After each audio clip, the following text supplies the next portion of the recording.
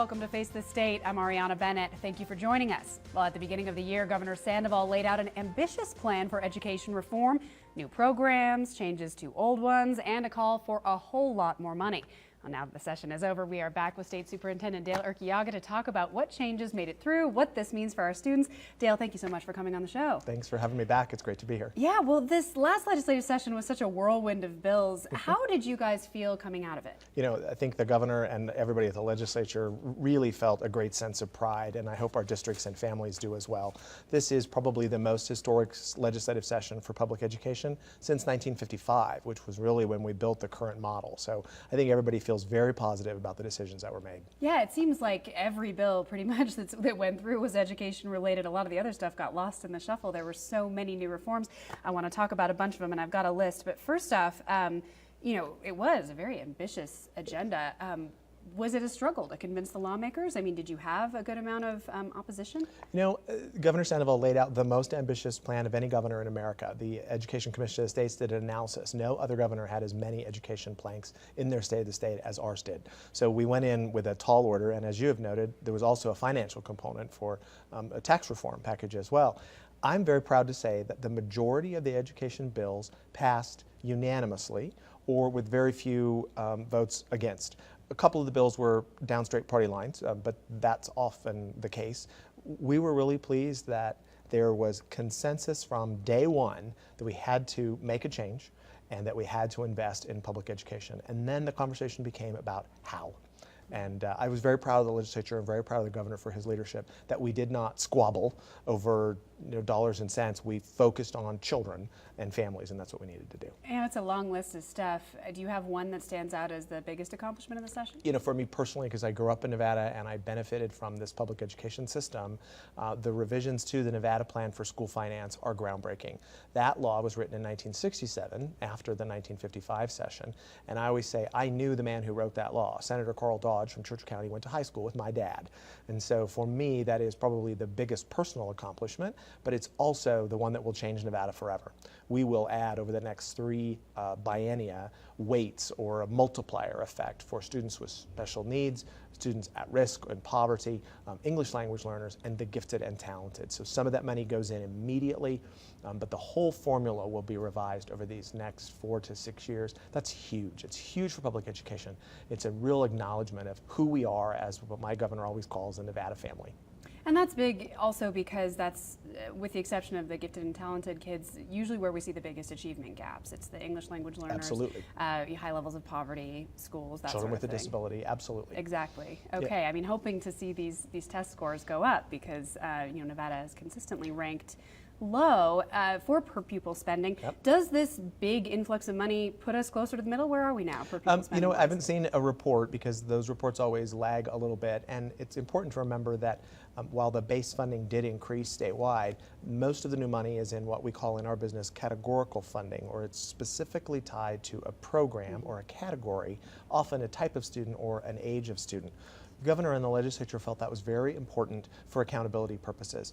If we were going to increase spending by, at the end of the day, $700 million just for K-12 education, the governor insisted when he asked us to design the program that we have accountability measures, and that became absolutely imperative for the legislature. When they stood and voted for the budget and when they stood and voted for the taxes, they all said, the superintendent, the governor, and the Department of Education have promised us that they will give us reports, that there will be accountability. And so I think that we'll see that over time. That whole number, though, adds probably $200 per pupil when you add them all together. Okay. In a large county like Clark County. Not quite sure how much it is here in Washoe County, but altogether it's $700 million. It's a huge influx. Absolutely, and it will translate to more state oversight than previously seen, correct? That's also correct. You know, with that much money comes a lot of accountability, and with accountability comes oversight. So the Department of Education actually grows this biennium. We will hire about 20 new people to oversee those programs and be sure the services are delivered. And we will be focused on outcomes. How are we doing? How are student test scores doing? What happens to our graduation rate? What happens to incidences of bullying working in our schools.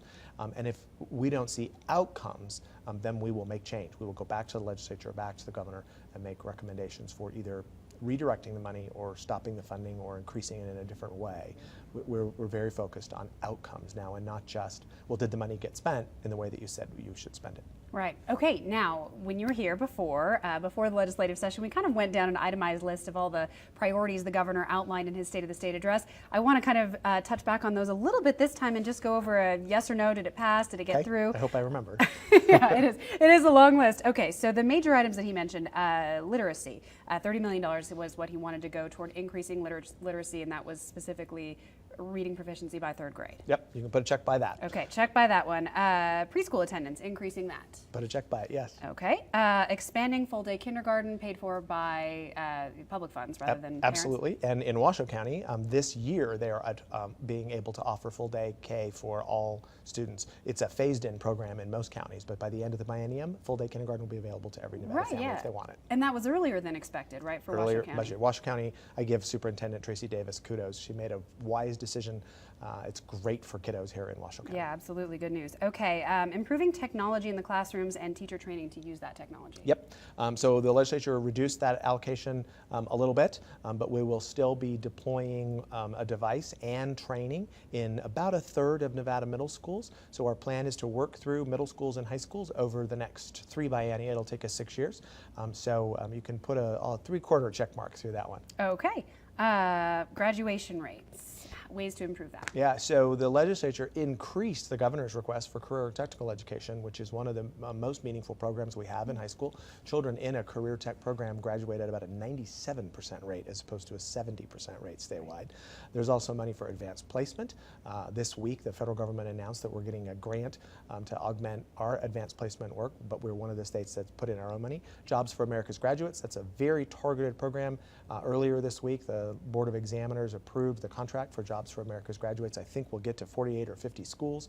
There's a overall program of grants called College and Career Readiness. It's probably $10 million more flowing to high schools. So lots of work around our high school students and helping them get across the finish line. Okay, now I want to talk about Zoom schools and Victory schools, 2 separate things. Yep. What's the difference between them and what kind of programs and funding are they getting? So Zoom schools were started in the last legislature in 2013. They are schools and a grants program in rural counties specifically for English language learners, so for children who do not speak English at home.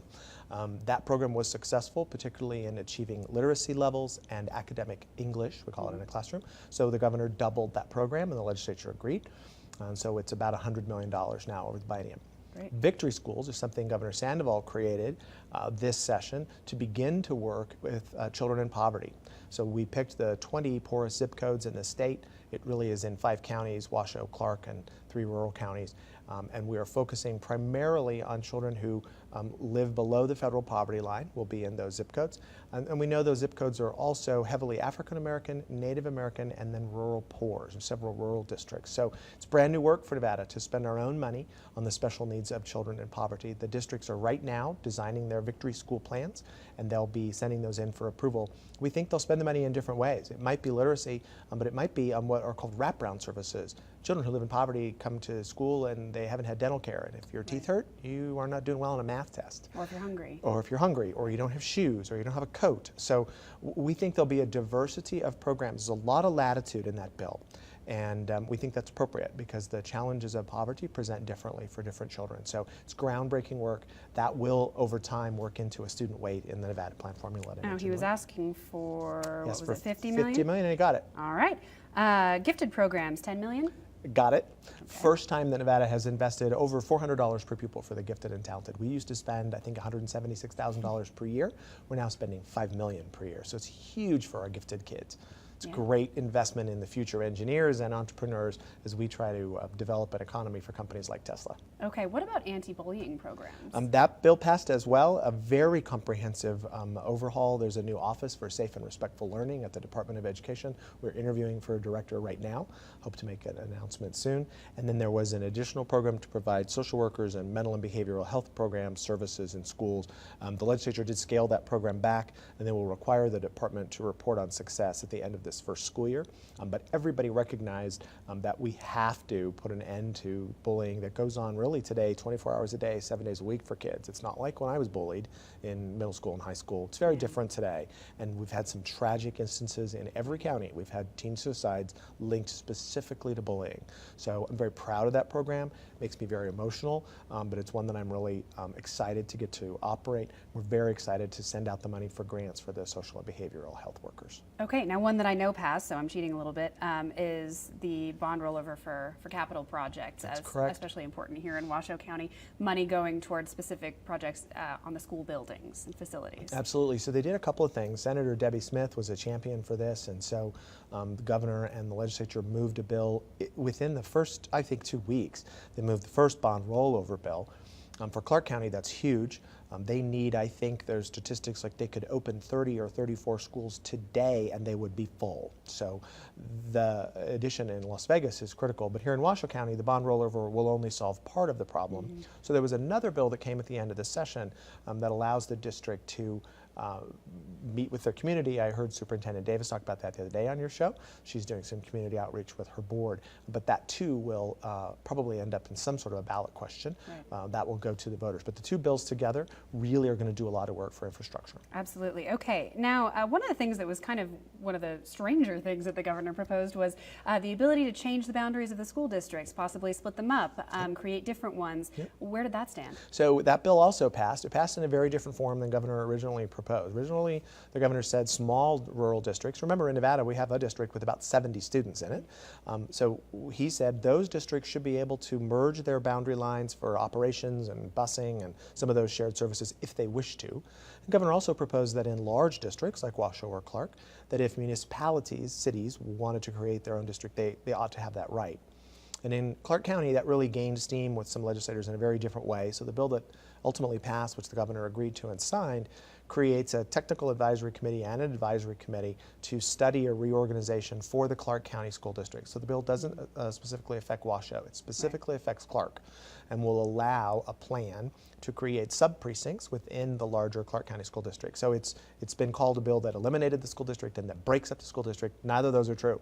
The Clark County School District continues to exist under this plan, but there will be a means proposed to the state board to write regs and ultimately to the legislature to create sub-precincts for closer governance to home, closer to mom and dad, to make decisions about their schools. So it'll be an interesting and very prolonged and I'm sure political bill, but it did pass. Okay, let's talk about the Achievement School District idea. Initially, Pedro Martinez was picked to kind of head that up. He went in a different direction. Where does that stand now? So the Achievement School District bill passed. Mr. Martinez came and helped us design the legislation and really understand the kinds of schools that might end up in an Achievement School District. An Achievement School District is an entity, government entity run by the state, that can convert the most underperforming schools in our state to charter status and then operate them outside their district. So we now have the responsibility to create a list of the 5%, lowest 5% of underperforming schools and to analyze whether they're ready to be converted or if their districts are making adequate progress with them. We have to hire a staff and put that process together. So Pedro did a great job helping us get it all in line. He told the governor and I from the beginning, look, my heart is in traditional district management, so I'll help you as long as I can. And somebody snatched him up. So he's gone to San Antonio and I know he's doing very well there and he and his family are really happy. So we'll find a new leader for that district and I'm very hopeful. You know, that's a bill I hope I never have to use while I'm superintendent. I want our schools to improve. But if they don't, the governor has said, we've drawn a line in the sand and we will convert those schools in a means that helps those children as quickly as we can. What's the deadline for that? I mean, I know there's a handful of Washoe County schools already nearing that line. Yep. So the law is in effect now. So if the schools are eligible when we do this final data analysis, the earliest that they could be converted would be September of 2016, so for the 16-17 school year. We're not sure yet whether we will have charter operators in place and have the infrastructure in place to do that as quickly as 1 year from now. Governor may want to give them an additional year because the districts have created their own turnaround zones and acceleration zones, and we know that a lot of these new initiatives are designed to help in underperformance. And so we're still weighing our options there, but the key is we want the districts and we want families to know that we're not going to wait forever, These are lives of children. Some of these schools have been underperforming for more than a decade. So that's a generation of children that we have failed. And the governor has made it very clear to the department that that's unacceptable. The state board agrees with him completely. Okay, a long list of accomplishments from this session. Was there anything left on the wish list? Anything you didn't get? So the one bill that did not pass was a proposal to consider the appointment of school boards. And so that bill had a lot of healthy debate. It was some of the longest hearings I've ever seen. And the legislature ultimately decided not to process it. But I will say that where the governor started with, I think, 25 or 26 proposals, that one did not pass. Everything else did. And he added a proposal in the last 2 weeks to create a new Teach Nevada scholarship program and to provide over the biennium, I think, $20 million in incentives for new teachers because we have such a teacher shortage. So it's, in my view, it's a 100% win. We may have lost one bill, but we added one to take its place. So yeah. He did an amazing job. Okay, before we go to break, I just want to ask a quick question. Do you expect parents, students to see any major differences they head into this school year? I mean, will there be differences? I think mom and dad are going to see different resources, a different attention to underperformance, and I hope that they see an immediate impact in bullying and safe and respectful learning. I hope that the districts really take that more seriously and involve mom and dad quickly when their child is being bullied.